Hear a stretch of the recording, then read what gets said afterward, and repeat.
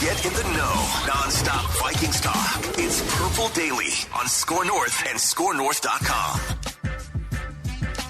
And away go. You like that? You like that? Yeah. Boy, KOC and Kwesi took to the podium, took to the stage yesterday to answer some legitimately good, tough questions from the assembled local media. We've got some good folks covering the Vikings who kind of know Kevin Seifert's been sniffing around football beats and covering football for like 25 years. Not his first rodeo. Nuh-uh. No. And Chip Scoggins. Yep. It's weird. It's like the opposite of Jamie Moyer. You know, like Jamie Moyer was still throwing fastballs, but like Chip and Kevin, like their fastball's still at 95, whether it was 20 years ago or today. It's probably a faster fastball now than it was Nolan Ryan early in their careers. Yeah, Nolan Ryan. The heat just keeps coming. All right, Kwesi. I'm Nolan Ryan, and I use Icy Hot.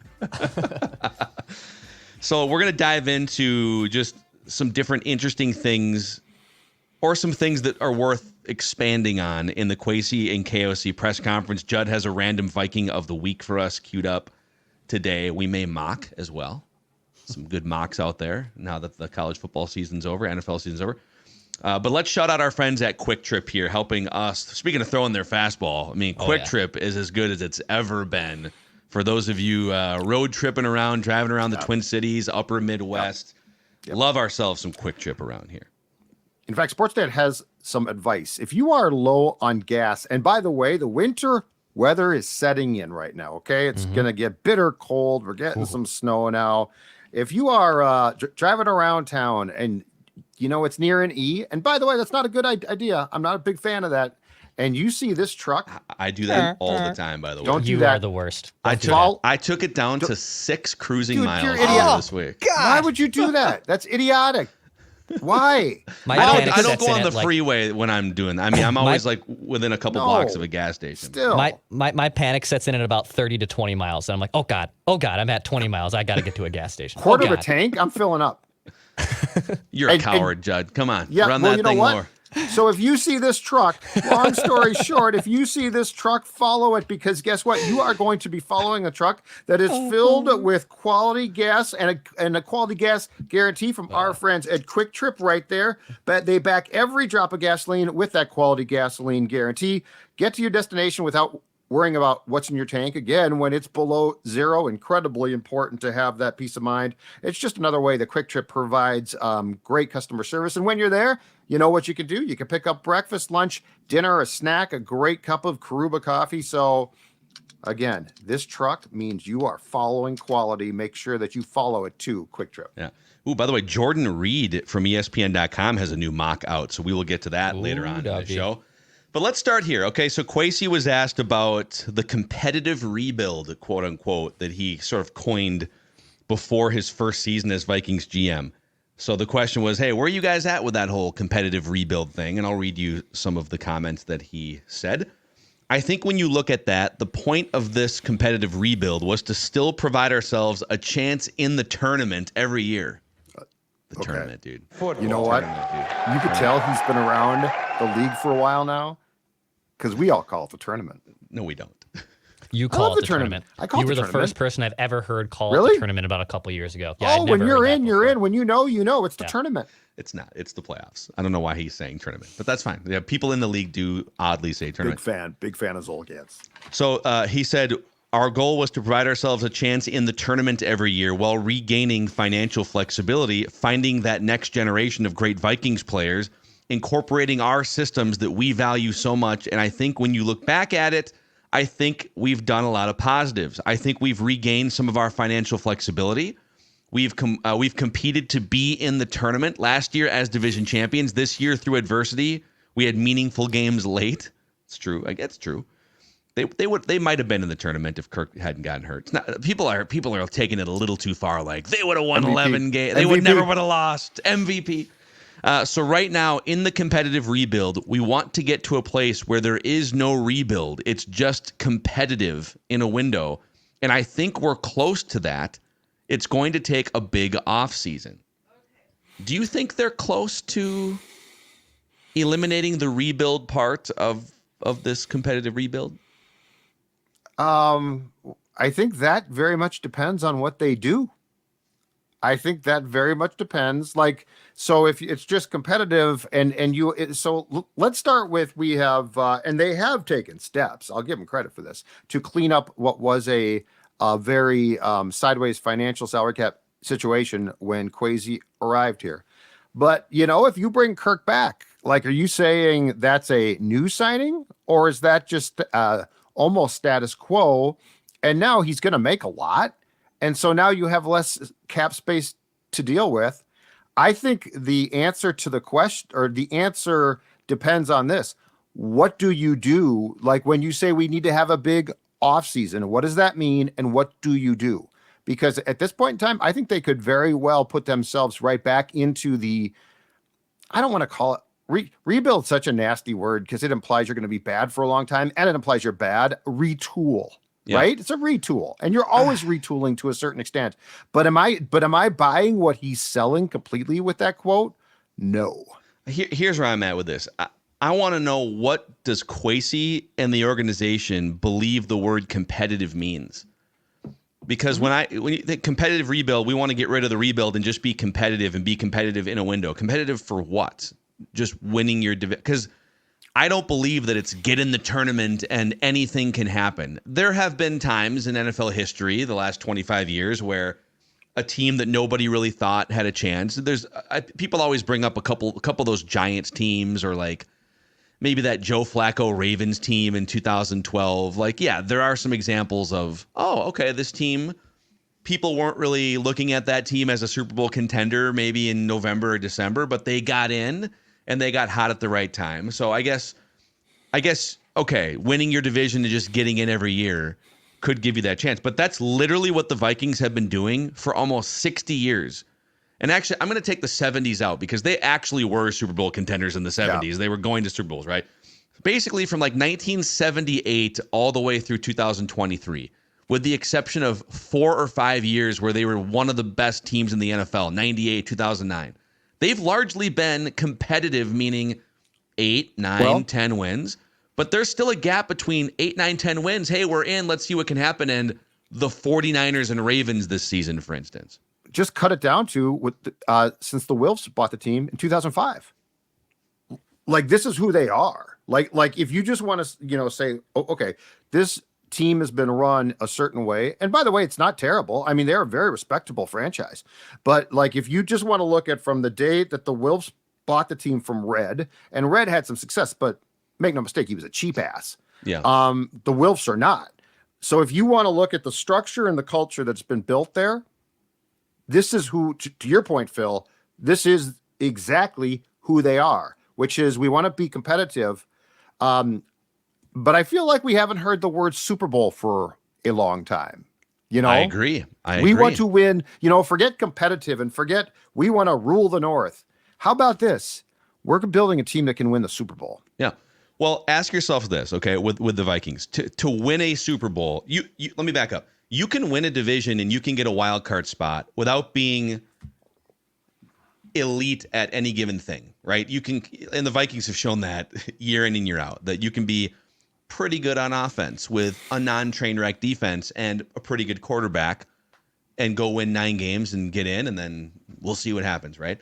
Mm-hmm. But what aspect of the Vikings, if I said from pass rush to pass defense to rushing defense to overall offense to the quarterback, to even if you want to just put Kevin O'Connell as a head coach, like, is there an aspect of the Vikings that you would say, oh yeah, you can hang your hat on that? That is the elite thing that they do? Because it's hard to find. You can even point to those Giants teams and say, well, what about the 2007 Giants?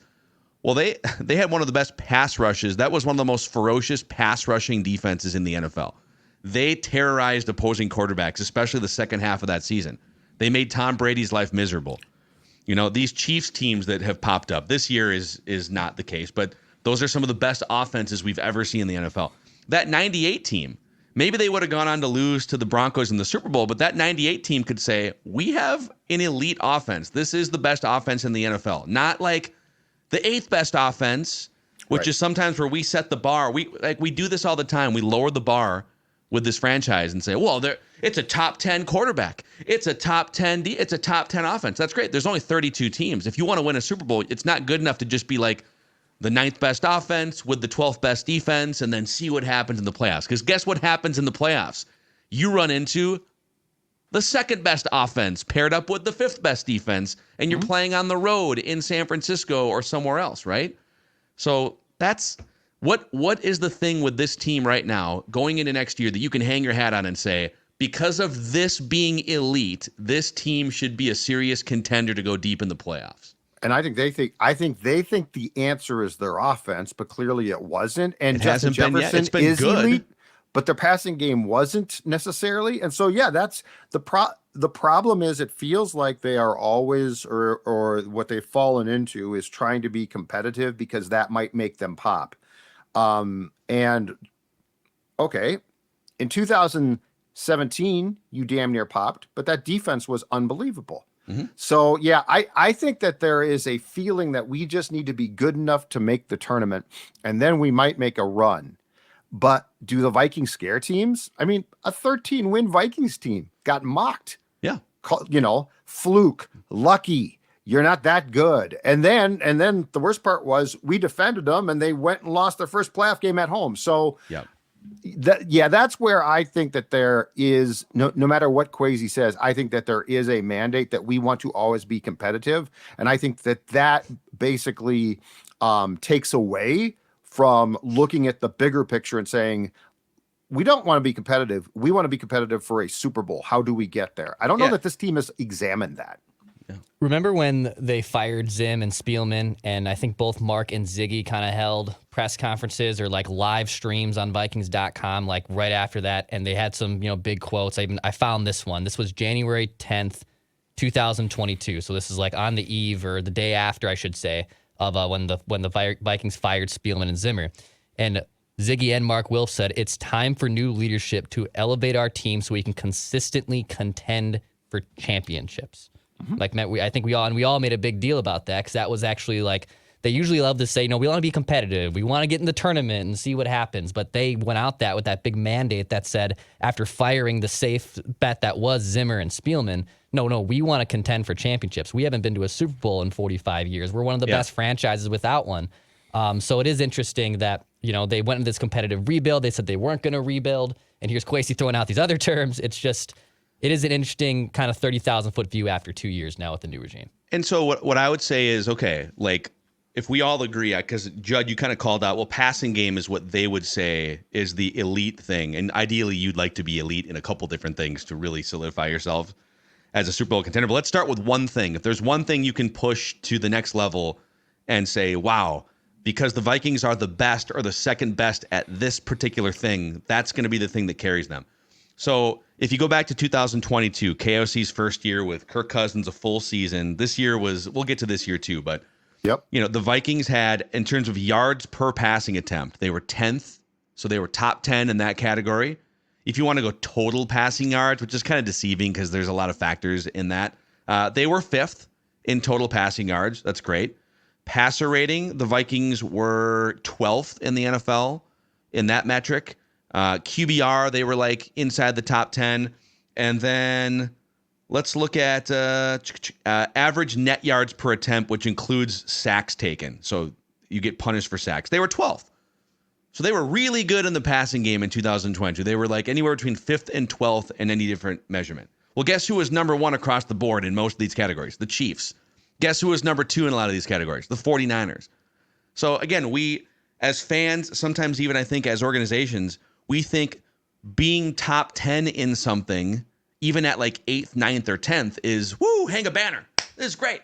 What are you talking about? They got a top 10 offense. And okay. Again, it's not like if you told me in college football, okay, there's 140 Division I teams. There's 65 or 70 Power 5 teams, double the amount of NFL teams, and you have a top 5 offense. Okay, that means something. Now you're Georgia, you're Alabama. If you're the 10th best passing game in the NFL, I don't really that's great. Like that probably helps you get to 9 wins and maybe beat the Giants, maybe not at home in a playoff game. This year, they kind of held steady in a lot of those rankings, despite having backup quarterbacks in the second half of the year. So I agree with you. I think the passing game is the thing that Kevin O'Connell is the best at. As long as Kirk Cousins is the starting quarterback, he's an accurate thrower. He's going to complete a lot of his passes. You got Justin Jefferson. So how can they lean into the passing game in the next 3 to 5 years and make it the number 1 or number 2 passing attack in the league? That's my biggest question. Is it upgrading the offensive line? Is it getting a more dynamic quarterback? Is it making sure you keep Hawkinson with Jefferson and Jordan Addison together? And, how can they go from being like the 6th to 8th to 10th best passing attack to being the passing attack in the NFL? And what they have to be concerned with is like this is all about internally. What do they think, and what's the mandate? And the reality is this. I mean, is Kirk Cousins the guy to get you there? He's safe. He's incredibly safe. He's a good player, but is he the guy who's going to get you into that elite territory? And I think there's also a question that they will, of course, say, oh, yes to, but I don't know that it's true, is what is your desire to be elite? Because to be up there with those top teams, you have to take some chances. You can't just continue to run things back. You have to take chances. You can't count on luck. You can't say, well, look at what we did in 2022. It's like, okay, but then in 2023, you can't complain because you didn't get that luck and it came crashing down. And you also can't say, well, once we saw Mullins and once we saw Dobbs and once we saw Jaron Hall, we need Kirk back because, Kirk is stable. Well, yes, but those were 3 backup quarterbacks who you don't have to decide on how they looked. You have to decide on where your franchise is at. And that's where it takes people with foresight and a lot of intestinal fortitude to not worry about the fans, to not, if the fans want to hang a banner for being 9th in passing, go ahead, hang the damn thing. I don't care. But the reality is what's going on inside your building. What are you talking about? What are you doing? I didn't love O'Connell's response to trying to improve the run game. I thought it was very much, I think he loves to pass the ball, and I don't think it's the bizarro Zimmer. It's the exact opposite of Mike. It's like, Mike, you have to pass the ball sometimes. I like to run the game. Now it's like, oh, no, I like to pass the ball. So these are all questions, and they weren't going to be answered truthfully or very forthcoming by the people that make the decisions. But these are all the questions that they need to answer through their actions. And again, my question is, in dropping the rebuild from competitive, does re-signing Kirk Cousins, does that now put you in a position where you're competitive for a Super Bowl, or where you're just competitive to win a division that, by the way, ain't exactly great? Well, I would disagree with that now. It's improving, but it ain't exactly great. How many other divisions are better than there's a couple for sure. The AFC North is a beast. But the worst team in the division is the Chicago Bears, who might get better next year too. Every team won at least 7 games in this division, and the Lions are one of the contenders in the NFC. My contention is across the board, the league ain't great. So my point is, you can build, but it's a curve. There's a curve of 32 teams, but none of the garbage teams are in this division. But how do you get yourself into that rare air? That's the question. The question is not how do you win a division. The question is, how do you win your division and springboard that to a Super Bowl? And what's I guess interesting about that is I think, and you disagree, but winning this division actually holds more merit going forward the next 2 or 3 years because of how good this division is. So actually winning the division could be a springboard to bigger things because it might take 11 or 12 wins to get there, as opposed to 9 or 10 in the last few years. And I think that's a very fair ask. Yeah. On the Cousins front, so Kwesi was asked, would you like to bring Cousins back? Yes, I have said it, he said. I think I've been pretty consistent with that. Kirk, the player, is someone that we saw what he does with this team. I thought we were playing really good football before he got injured, and it's the most important position in sports. Ultimately, it comes down to, can you find an agreement that works for both sides and all those things? As a player, it's certainly my intention to have him back here. And somebody followed up and said, hey, so Kirk talked about structure being really important to him. Does age and injury affect your willingness to give guaranteed money in the future? And Kwesi said, there's a lot of factors that go into these things. It is age, it's injury, but also performance. How do you believe the performance will go over the next few years? And there's different examples through time to compare it to. But at the end of the day, We're just taking risks, and we try to measure it as best we can and protect ourselves and insure against the risk. On his side, he's trying to take less risk. He wants guaranteed money, right? He's getting old. That's his job, and they should do that, and we will try to find a place in the middle. So I saw some immediate tweets from Cousins stands of, well, he said he wants him back. You see, there it is. He said he wants him back, which, by the way, O'Connell has said as well. So the most important thing in a presser like this, in my opinion, is to go through the quotes and find the most important part of the quote. It's a Farvinian thing. You always had to go through his quotes, and then there would be a section somewhere in the middle of a run on Brett Favre quote where you would say, okay, this is the stew. This is the key to it. Am I going to come back and play? Maybe, I don't know. Shanko's got a torn labrum. I'm not sure. Percy's got some weed in his car. You might want to go check that out. And before anybody says, oh, Kirk's coming back, you see it right there. He's coming back. It's going to be before March. It's donezo, okay? Let's go with two. Let's play two quotes from the last 3 days or 4 days off each other. And so the fact that Kwesi and O'Connell previously have said that they want Kirk back is what they're going to say. And I'm sure if Kirk would come back for $5, he'd be back here, okay? But on Monday, Kirk said... Start the offer there. Kirk said he was told by a coach years ago, it's not about the dollars, but it is about what the dollars represent, okay?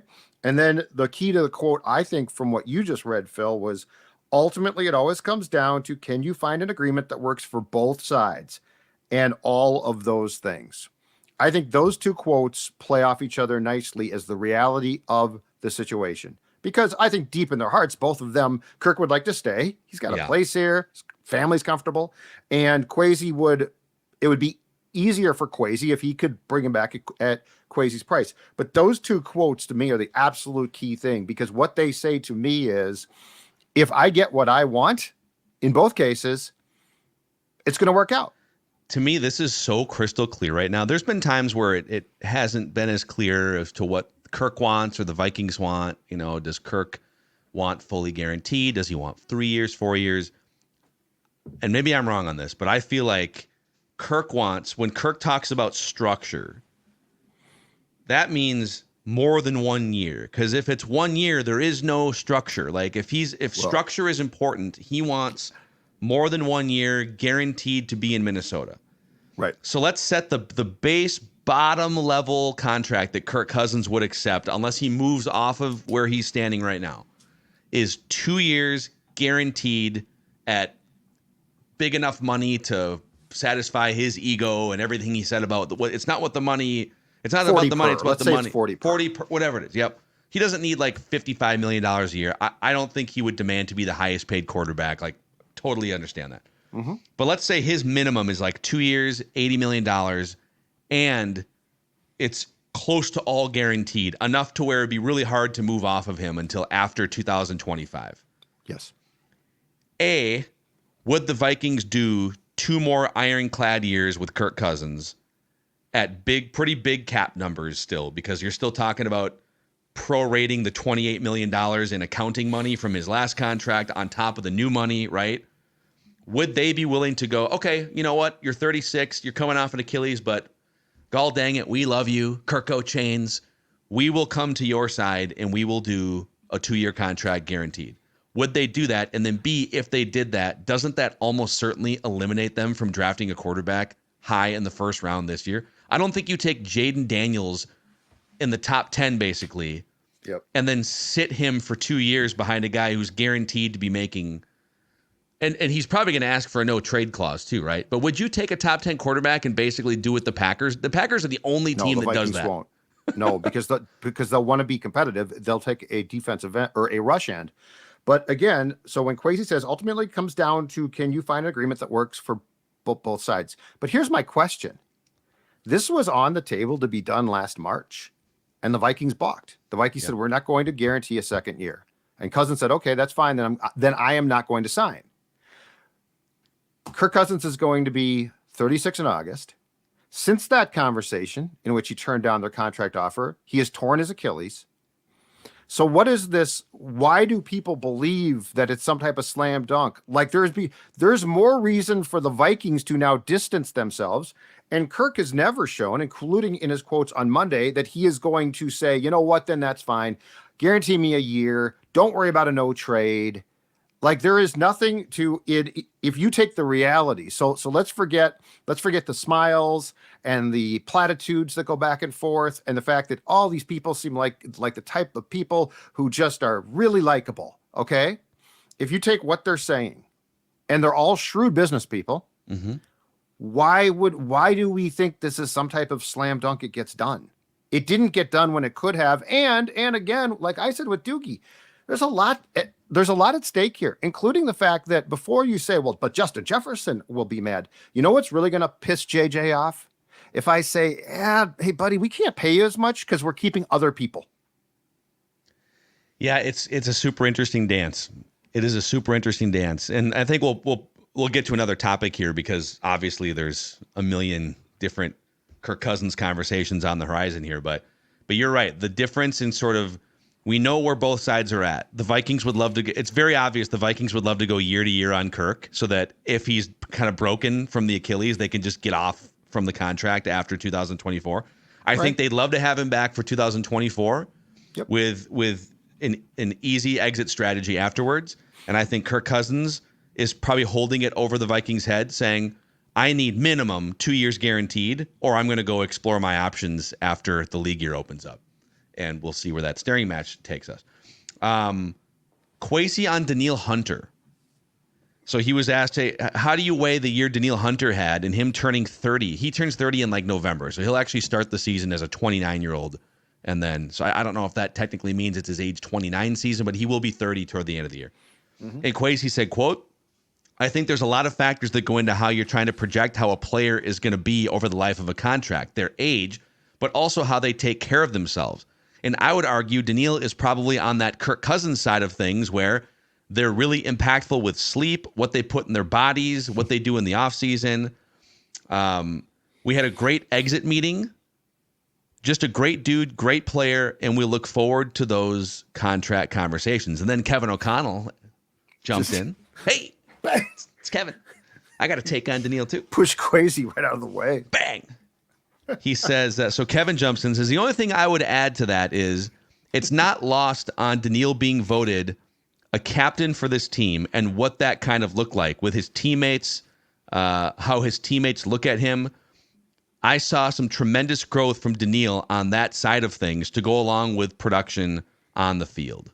So O'Connell that's his way of jumping in, basically saying, hey, can we keep this guy? Please come back. Danielle, please come back. And it's funny because like he's certainly not getting toward like the out of the league age cliff, but there's two age cliffs for edge rushers. There's going from being a monster unstoppable force. That's the first cliff. And he's kind of at that cliff. Most elite edge rushers sort of peak between 26, 28, maybe 29. And by the time they're 30, they're no longer going to be what you see with like Max Crosby right now or Aiden Hutchinson or some of these guys. So that's what the Vikings have to figure out is, can he still play at a pretty high level for the next 3 years? Can you get maybe one more year of like top 10 edge rusher? And then what's all that going to cost? I'd want to keep him. And I do think because of what they discussed, which is no BS. I mean, the guy's chiseled. He looks like he's in, unbelievable shape. All that being said, if he doesn't explore the market, he's crazy. Like this guy took a bad second contract that had to be redone. This is why when teams are like, oh, we got a bargain, it's never a bargain. If the guy's good, he's going to get mad at every single year about his contract. But at this point in time, contract 3, like the Cousins thing, there are some compelling reasons to try to get it done, right? Like personally, I think he should explore the market himself. But in Danielle's case, you've got to explore the market, right? Like you have to. I can't see any way on God's green earth. Now you'll talk to him at the combine, and technically his representatives can't talk to any other teams at the combine, which they'd never violate that. Yeah. But I mean, come on, 16 and a half sacks. You didn't get a great second contract.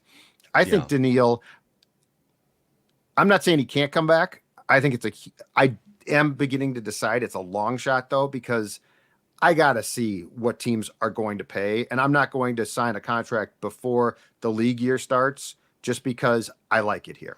I think there is another factor at play here, and I don't know that Kwesi would acknowledge this publicly or not, but they had a big decision to make at the trade deadline. Kirk Cousins gets hurt. They had like 48 hours before the trade deadline. They're 4-4, but they just lost their quarterback to an Achilles. And Kwesi kind of surveyed the leaders in the locker room and said, "Hey, what do you think?" And of course, the leaders in the locker room said, "No, trade him. Don't trade anyone. Go forward." Yeah, the leaders in the locker room are like, "No, we need a top 10 draft Let's pick. build. Let's go. Let's rebuild."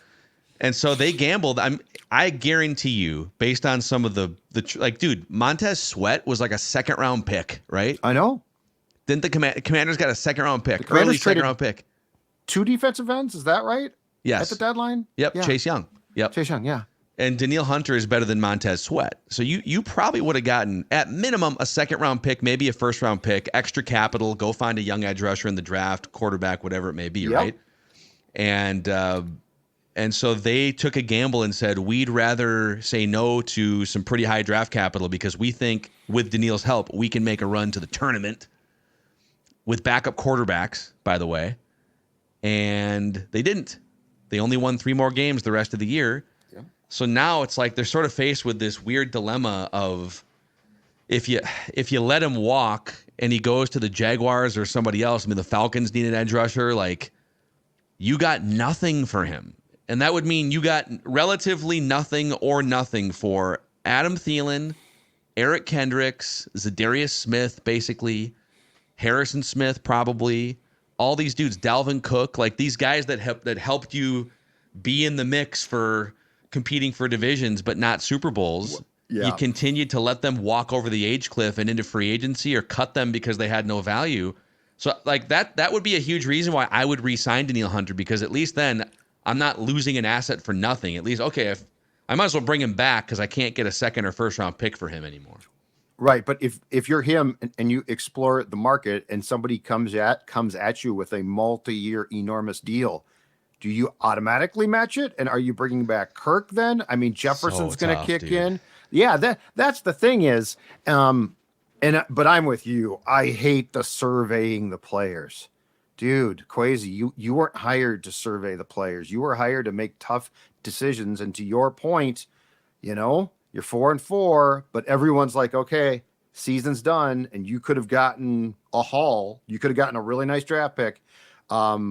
And I don't think Kwesi's wired like that. Like what you just said, I don't think he would think that way. I think he would think we took our shot with him, but I have to be responsible. That was a decision that was made. Now exactly. Yeah. They're all like, is this the correct term? It feels like he makes decisions in like categories. Right, but couldn't you then? I agree, he does, but I don't disagree with you, by the way. But couldn't you then? Maybe you're overpaying for him, but then you could trade him in a year if you needed to, and he's not going to be out of the league in a year. He's still going to be competitive. I'm with you on this. So tough. We'll get to a random Viking here in a second, but let's do one more. Kwesi, 2 more things quick. Kwesi on Justin Jefferson. There's not a big update there. Basically, he said that he actually talked to JJ's agent yesterday morning, and they laid a lot of the groundwork for a contract last year, so they're going to pick up and see if they can close the deal at some point here. My biggest question there would be if he wants to be. We'll do a whole episode on this next week, but if he wants to be the highest paid non-quarterback in the league, can you still win a Super Bowl with a wide receiver being the highest paid non-quarterback in the NFL roster-wise? And B, if you decided to trade him, what would that look like? What would the fallout be? How pissed would Vikings fans be? The locker room? What could you get in terms of assets? I don't think they're thinking about trading him, but there's also a reason why this contract isn't done yet. If they did most of the work last year. And if this is going to get it done, pronto. Like, let's not wait on this. Like if you said, you know what, we have to pay him. We have no choice. And we're haggling now. Quit that. Get the deal done. Now, make a decision. This is a championship. It's a championship franchise. Now, or it wants to be. Just but like this to me is the easiest one because it's a decision. Like, do you think you're going to talk him off that? Like, have we for months been going back and forth on language, or have we been going back and forth on, well, do you really have to be the highest pay, Yeah. Well, I mean, Nick Bosa, go look at Nick Bosa's contract. That's the current bar, Okay, Kwesi was also asked about Cine and Booth and how those guys are massive busts from his first draft class. No, they're developing, Phil. And he kind of word saladed his way through an answer. It's a great But then he said, we are continuing to believe in our people, pour into them with our player development resources, all the things we have in this building. But as I said earlier, it is a results business at the end of the day, and we'll see where we end up with those two guys. But these guys have shown us nothing but reason to believe they are going to keep on their upward path, wherever that ends up. Would you say upward path is the right characterization for Lewis Cine and Andrew Booth Jr.? I would say that was Kwesi doing a great job of working around the ring, dodging, bobbing, and weaving. I don't believe a word he said. I think they're both massive busts. And he tried to say, well, new defense, right? Like Cine's coming off the injury, and it was a new defense again that they had to learn. And here's my thing about why I call BS on all of that. All right. First of all, Lewis Cine was the last safety on a depth chart of basically they were having open casting calls. They wanted if they didn't play more than two safeties, I would say, okay, it's disappointing, but I sort of get it.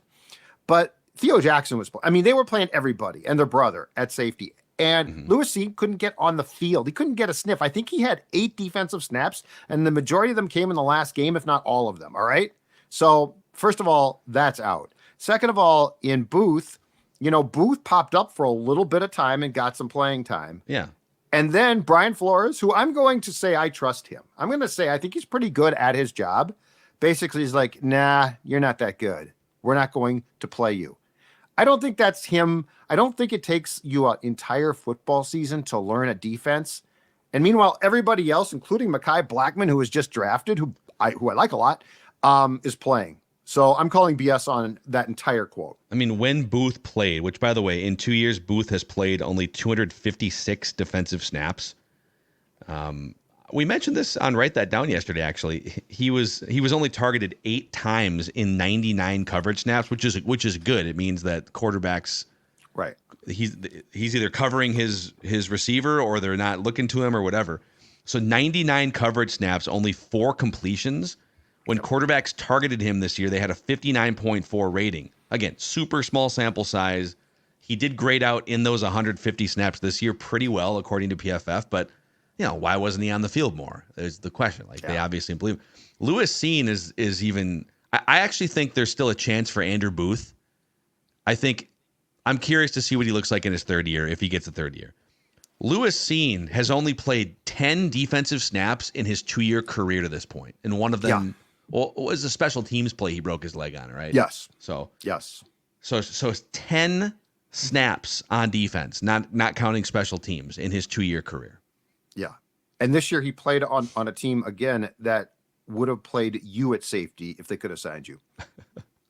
I played safety in flag football 1 year back in college. Well, then Brian Flores might have found a role for you. Picked off 3 passes that season, by the way. Really? Yeah, 2 in 1 game. It was great. Great PFF grade, I bet. Probably. Opportunistic. Yeah. So there's kind of the Kwesi KOC spin from mostly Kwesi from the end of the season press conference there. Hey, how can people lose weight as they're looking to jumpstart their 2024, Judd? Well, what they can do is call or go online, and they can find that the folks at Livia Weight Control Centers are going to help them. Guy on the left, that's Sports Dad. Guy on the right is Sports Dad. What's the difference? Down 40 pounds. Now, that's a couple of years ago, but here's the best part. They're not only going to help you take off the weight, but they're going to help you keep the weight off. And speaking of deals, have they got a deal now? 3 months for free. Your first 3 months are free, gentlemen. And Livia is now offering breakthrough weight loss medication options as well. The great thing, too, if you're inside the state, you can go to their various centers. But if you're outside the state, you can join. In fact, a lot of people from the PD family have, because the entire program can be done virtually. It's that easy. 855-GO-LIVEA or Livia.com, LIVEA.com. That is the answer for how you can lose that weight and begin the journey to look like Danielle Hunter if you want. Heck yeah. And maybe you can feel good taking your shirt off when you're up at Ballard's Resort this summer. Your chiseled body after you've lost some weight. So here I go. Ballard's Resort, this is a fantastic part of the state and part of the country, right on the south edge of Lake of the Woods, right where the Rainy River flows into this massive lake. And Ballard's Resort has your fishing getaways for this summer. It's the walleye capital of the world up there, Lake of the Woods. And you get access to fishing charters with U.S. Coast Guard licensed guides. But these Ballard's Resorts rooms and opportunities and fishing guides book fast. They go away fast. So go to ballardsresort.com. That's ballardsresort.com. And maybe you can catch your 10-pound walleye. Speaking of fishing, by the way, ice fishing, the Brainerd JC's Ice Fishing Extravaganza. That's right. It's getting cold, too. It's getting cold. We got some Freezing. ice fishing weather this weekend. The 34th annual Brainerd JC's Ice Fishing Extravaganza takes place on Saturday, February 3rd on Gull Lake's Hole in the Day Bay. Over $250,000 in prizes. You can purchase tickets for just $50 at any of the 49 Fleet Farm locations across Minnesota, Iowa, Wisconsin, and North Dakota. And also you can just go online at icefishing.org to purchase tickets and find out more information about this extravaganza. Icefishing.org, the 34th annual Brainerd JC's Ice Fishing Extravaganza. Okay, it's time for a Random Viking of the Week, led by the sports dad, Judd Zulgad, who was defeated by Declan last week, who correctly guessed Case Keenum as the Random Viking of the Week. Yeah, good job. So the last handful of Random Vikings are Case Keenum, Andrew Glover, Colin Loeffler, Brett Favre, Willie Offord, and Michael Jenkins. In the new era where all three of us compete against each other equally, Judd has 11 wins, I have 11 wins, Declan has 6 wins. All time, Judd 63 wins, Declan 32 wins, I have 18 wins. Judd's going to throw out a series of clues. Declan and I will shout out answers whenever we think of them. We get up to 3 incorrect guesses each. If either one of us hits that third strike, eliminated, and the other person wins by default, which does happen once in a while. So, And you can ask me questions, and I can refuse to answer them.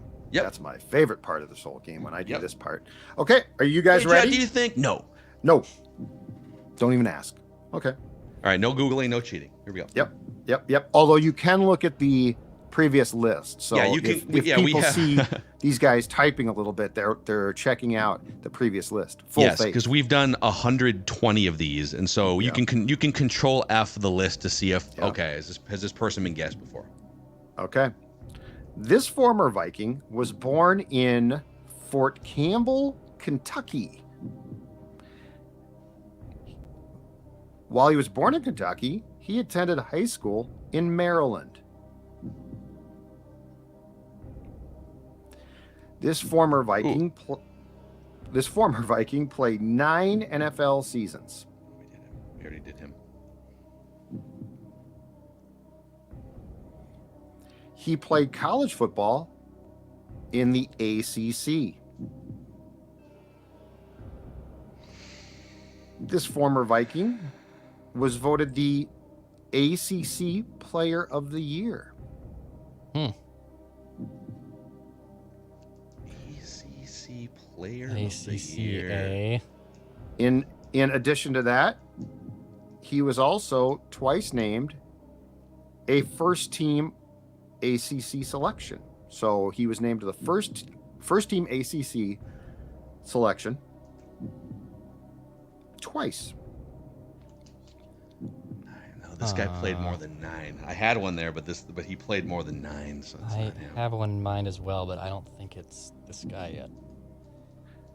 Oh, no, he was SEC. This former Viking started 105 of the 125 career games in the NFL in which he played. Interesting. So so what's a... Carry the 4. Any guesses? Not yet. Okay. Oh, Declan? Keep going. I think Okay. I think I know. Okay. Honestly, I think I know. Oh, man. Okay. Oh, my gosh. I mean, I'd like to hear I guesses. don't. Declan's Declan's way ahead of me here. Well, be careful here because Phil might catch on soon. He was a second-round draft pick in the National E.J. Football Henderson. League. You got it. Oh, nice job, Declan. Maryland. Damn it. The only thing that was throwing me off What does it mean? I feel like it's rare for a linebacker to win Player of the Year in a college conference. But Maryland, the starts, I knew he was a really good college player. You know, I'm an idiot because when I first said after your Kentucky Maryland clue, I Control F'd Aaron Henderson to see if we had done Aaron Henderson, and we did Aaron Henderson, and for some reason my brain didn't think to leap to EJ Henderson, and I was shocked. I was shocked this morning after Phil sent me updated list that we hadn't done EJ yet. I had some great clues about his broken leg flapping around. That's the worst thing I've seen. I shouldn't joke. I did the same thing Phil did. I just did Control F, but I did Henderson, and I saw we did Aaron, so I was like, okay, so EJ's still on the board. EJ. And immediately went to EJ. So we did the same thing, and then my brain, you my didn't idiot connect brain the other just one. shut down. I was surprised. I was surprised that he was still available. Yeah, me too. Considering That's why I was like, we've done. We had to have. And the fact that we did Aaron and not EJ is hilarious. Good God. Hey, a quick mock to wrap this episode. I want a mock. This is from Jordan Reed, ESPN.com. I think so. Mel Kiper is the number one guy. I think Jordan Reed. Well, they have Matt Miller too, right? So it's because now that McShay is gone from ESPN. Todd. Is he still putting mocks out somewhere? I don't know what he's doing. I don't know. Oh, so here's what Jordan Reed has. He's got Caleb Williams number 1 to the Bears, Drake May number 2 to the Commanders, and he's got Jaden Daniels number 3 to the Patriots. Yep. Then he's got Marvin Harrison Jr. 4 to the Cardinals, Malik Neighbors wide receiver LSU 5 Chargers, Rome Odunze from Washington the receiver. So a little receiver run here to the Giants. Yep. The Titans take Joe Alt, the ferocious left tackle from Notre Dame. Working out in Minnesota. Working out in Minnesota this offseason, nice. I have heard. Yeah. Doogie's probably, I'm going to see if Doogie can go find him. Your sources I bet he's working out close to the Vikings facility, but just a guess. He might be. Atlanta Falcons are taking edge rusher Laiatu Latu from UCLA. Bears taking Dallas Turner from Alabama, the edge rusher. And then the Jets are taking the offensive tackle Fashanu from Penn State, which puts the Vikings on the clock with the 11th overall pick, where they take from the University of Illinois defensive tackle Jerzon Newton. I want a mock. Well, should not be the sexy pick, but this is a huge need for the Vikings. Yeah. And here's the write-up. The Vikings are a prime candidate to take a quarterback, and I almost made that move here, but there's a good chance Kirk Cousins will return to Minnesota, giving the Vikings the chance to instead take one of the best defensive players in the draft. Outside of Danielle Hunter, who is a free agent this season, Minnesota had a severe lack of talent along its defensive front. One of my favorite overall prospects in this class is Jerzon Newton. Newton is a disruptive 3 technique. Football. Yeah, Kevin Williams right there is what you were talking about. Who finished the season with 42 pressures, 7.5 sacks, and an 11% defensive pressure rate. Those are all very good numbers. He simply doesn't come off the field. 715 snaps was 7th among all FBS defensive linemen in 2023. He can play for multiple alignments along the defensive line. I mean, this would be a good, if the quarterback thing didn't work out and you're just looking to build your car, you could do a hell of a lot worse than Jerzon Newton with the 11th pick. A good 3 tech or nose. Yeah.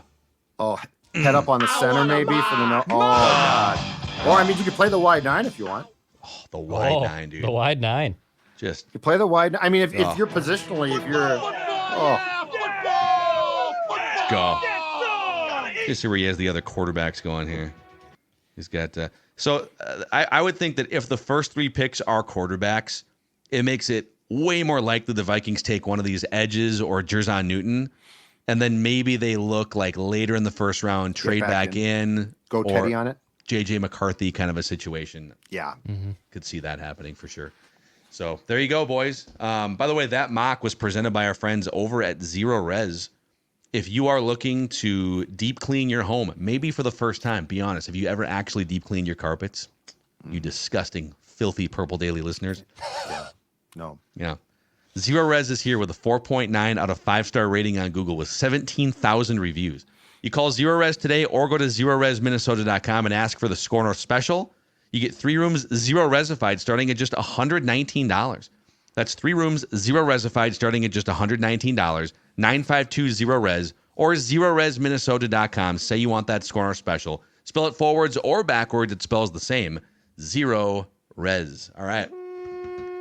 Let the Purple Daily off-season episodes continue. Feedback Friday tomorrow. We've got some juicy stuff for you guys throughout the next couple of weeks. And we're pumped to be your home for off-season Vikings discussion and speculation here. We just want the Vikings to win a Super Bowl before we die on Purple Daily.